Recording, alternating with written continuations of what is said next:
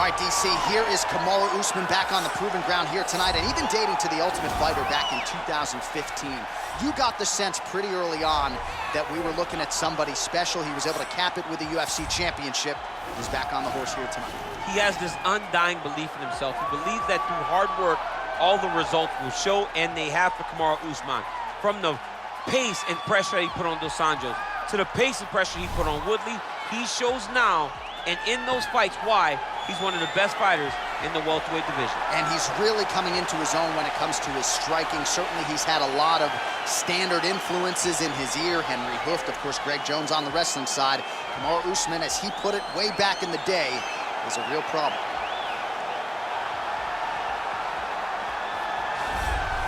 He is the reigning, defending, undisputed UFC welterweight champion of the world, and in a division that has so much depth in that top 15, it's even more remarkable that this man has remained the hunted. The question tonight, with a powerful challenger out of that blue corner, can he walk away and still?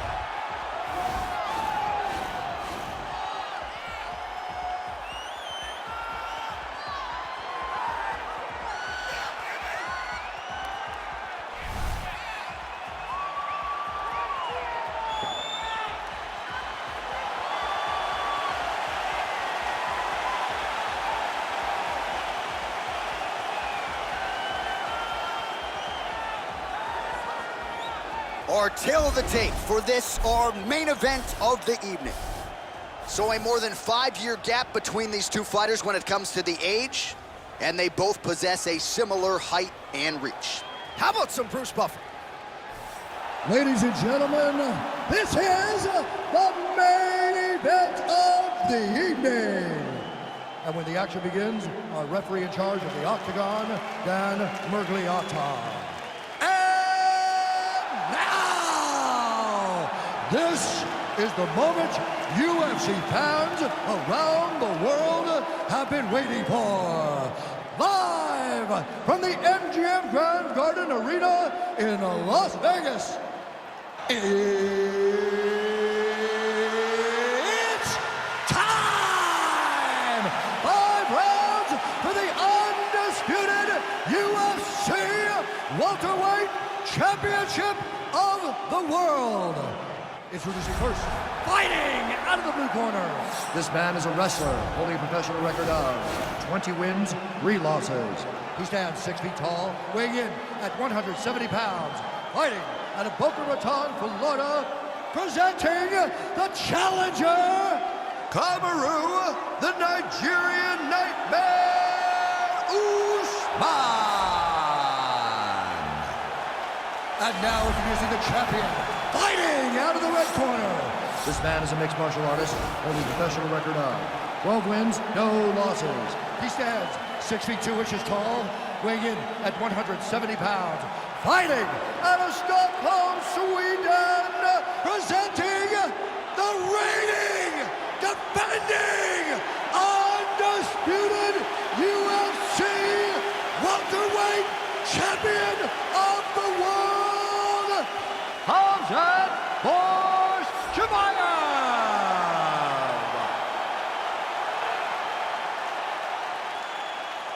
All right, this is for the UFC Championship. I want you to obey my commands at all times, protect yourself at all times. I want a nice, clean, safe fight. Touch gloves, go back to your corners, come out fighting.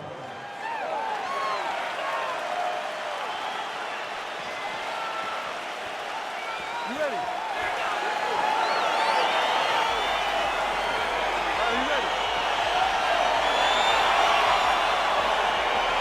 All right, so here we go. Round 1 is underway. Very compelling matchup for fight fans around the world, and going to be very interesting to see how soon the grappler goes for the takedown. Well, he's going to try to get the takedown right away.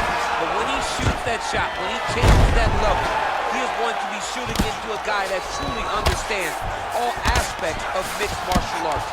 I'm wondering how, if his first shot doesn't work, does he approach trying to get this fight to the ground? All right, he's trying to control posture here. Now trying to hip escape. He's just trying to move out of this position up the bottom.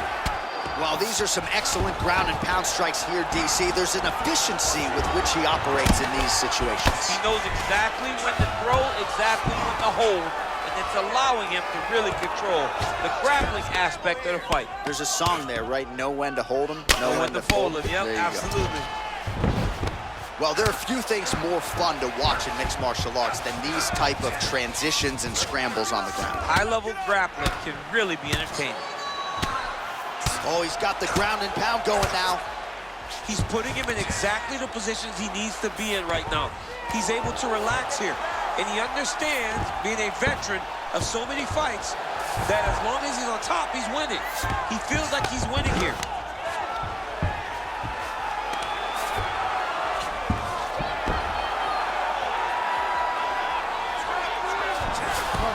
Strong bottom work here, staying busy. Man, this is some serious ground and pound. He's trying to put this dude's head, like, through the canvas. He's one of the better ground and pound fighters we have in the entire UFC, and you're seeing why.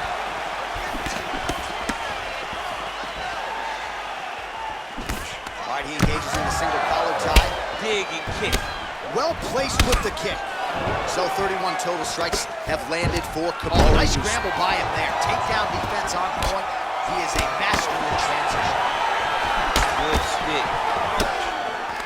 The single collar tie. Body shot, after the body shot. Oh, nice job to defend the takedown and scramble to his feet. It's such a fast leg kick.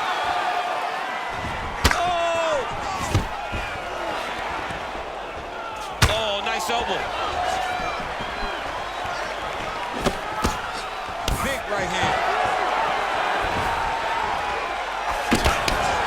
Every time these guys come together, man, you're just beautiful. All right, so a near perfect entry there, and finally he gets his first takedown of the fight, and they say if at first you don't succeed, try again, just have to get him down. Persistence pays, and that's what we saw with this young man. Over and over, he shot for takedowns, he tried to mix it up, and he got defended. But eventually, he got it done. Now, what does he do with this top control?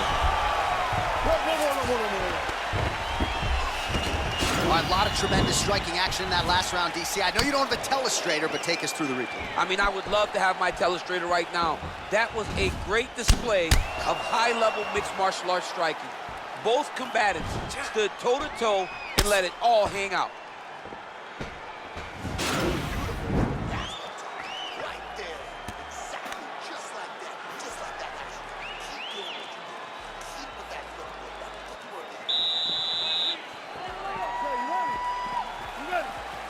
All right, round two.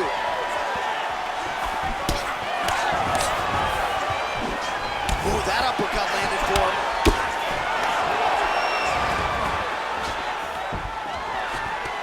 Huge block there.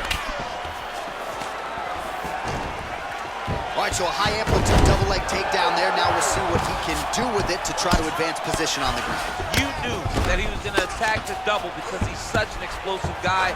He got it on the hips, finished the shot very quickly. Fantastic job. Well, he's in a compromising spot here, DC. You got to figure out a way to get back to your feet. He's having his way with him here.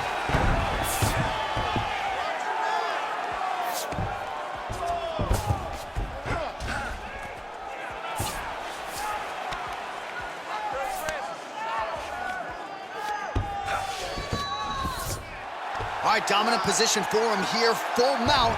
If you're the bottom fighter, better start moving those hips, DC. Oh, you got to start moving those hips. What you should do initially, right, is start to push at the knees. Push at the hips, create some distance, shrimp, and try to recollect half guard. Half guard sucks, but it's much better than being mounted fully by your opponent.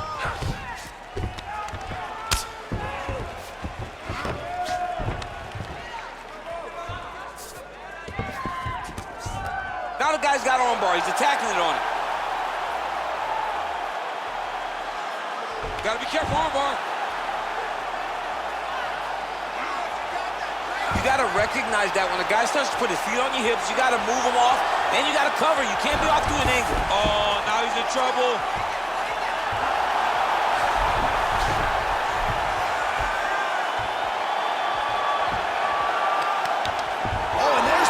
So he submits him with the armbar. How about that? Great job, great defense. Oh, my goodness. Oh, my goodness, what a fight. Yeah, that is an outstanding submission win turned in by that fighter here tonight. And not just the finishing instincts, but just the transitions and how patient he was to make sure that he had not just isolated the arm, but secured it before he tried to torque it. Near perfection in terms of the execution of that armbar. All right, let's take a look back at the replay as he gets it done by submission tonight, champ. He does a great job of staying patient. He doesn't rush or panic. You are never safe when you're fighting this guy. You're in a lot of trouble. You're in a lot of trouble the entire time when you're this good in the submission. And ladies and gentlemen, there he is, a man that needs no introduction, the undisputed UFC welterweight champion of the world, and your winner tonight by way of spectacular submission. Ladies and gentlemen, referee Dan Gliada's called a stop to this contest at 3 minutes, 7 seconds of round number 2. Declaring the winner by tap out.